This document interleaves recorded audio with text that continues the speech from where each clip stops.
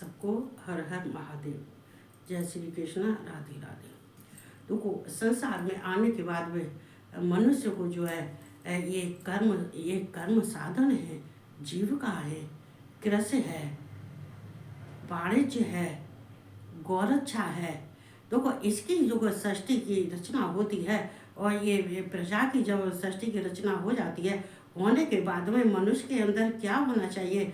अर्थ अर्थात जिज्ञासु और ज्ञान। चूँकि जब इन सब की रचना होने के बाद में, सृष्टि रचना होने के बाद में ये जो है इसका जो है हमें ज्ञान प्राप्त होना चाहिए। क्यों ज्ञान प्राप्त होना चाहिए? क्या हमें ज्ञान प्राप्त करने के लिए हम कहते हैं कि ये जिज्ञासु, तो जिज्ञासु कहते अर्थ थे अर्थात जब बड़ा होता है, अर्थात इसे जिज्ञासु से ज्ञान ही बड़ा होता है। ये जिज्ञासु क्यों बड़ा होता है? कि उसको जिज्ञासा रहती है हर एक चीज़ की समझने के लिए, जानने के लिए कि कौन सी चीज़ क्या है और क्या नहीं है। ये हमें संसार में रहने के बाद में हमें क्या करना चाहिए? हमें दूसरों का भला करने के लिए हमें भगवान के सामने हमें क्या बात उपस्थित करनी चाहिए, क्या भगवान से कहना चाहिए, क्या सुनना चाहिए। यही नहीं है कि भगवान के सामने बैठ के तुम मांग रहे हो ये दे दो वो दे दो, लेकिन जिज्ञासु होता है कि भगवान कौन है, शिव कौन है, कृष्ण कौन है, ये विष्णु कौन है, ये ब्रह्मा कौन है। ये सबका जिज्ञासु होता है कि अगर हैं तो ये कृष्ण के अंदर कौन से तत्व हैं, शिव के अंदर कौन से तत्व हैं, विष्णु के अंदर कौन से तत्व हैं, इनको किस तत्व से जानना चाहिए। ये जिज्ञासु ये जानने की इच्छा करता है। तो हम सबको संसार में जिज्ञासा सबके अंदर होनी चाहिए। हमको जिज्ञासु होना चाहिए और जिज्ञासु जो होता है तो उसी को ज्ञान प्राप्त होता है। उसको ज्ञान प्राप्त होने के बाद में हम जो कार्य करते हैं, इंसान क्या करते हैं कि वो अपने दुख दर्द को तो याद करते रहते हैं, हमको ये परेशानी वो परेशानी ये परेशानी, लेकिन ये परेशानी किसी के पास में अगर तुम जाके कहते हो, आंसू भी बहाते हो, तो आंसू की कोई कीमत नहीं है।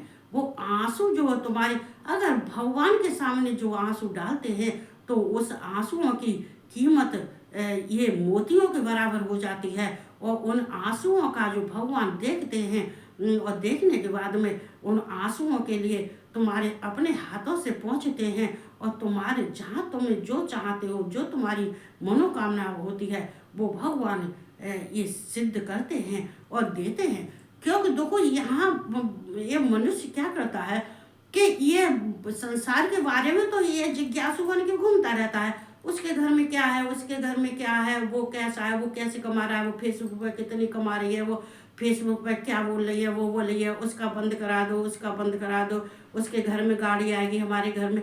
ये सब का जिज्ञासु ये संसारी जिज्ञासु है, जो संसारी जिज्ञासु को छोड़ देता है और भगवान की जिज्ञासा में जिज्ञासु बन जाता है, भगवान के लिए, ईश्वर के लिए बन जाता है।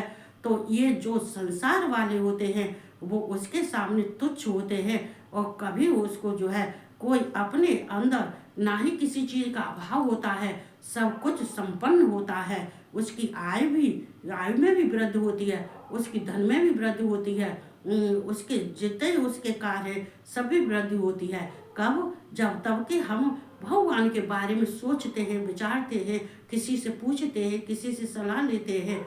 चूँकि ये जो है इसमें लिखा है, ये जीविका और साधन कर्म, कृषि और गौरक्षा और वाणिज्य ये मनुष्य के अंदर होते हैं और हैं। तो ये ही तो सृष्टि की रचना इसलिए तो की जाती है।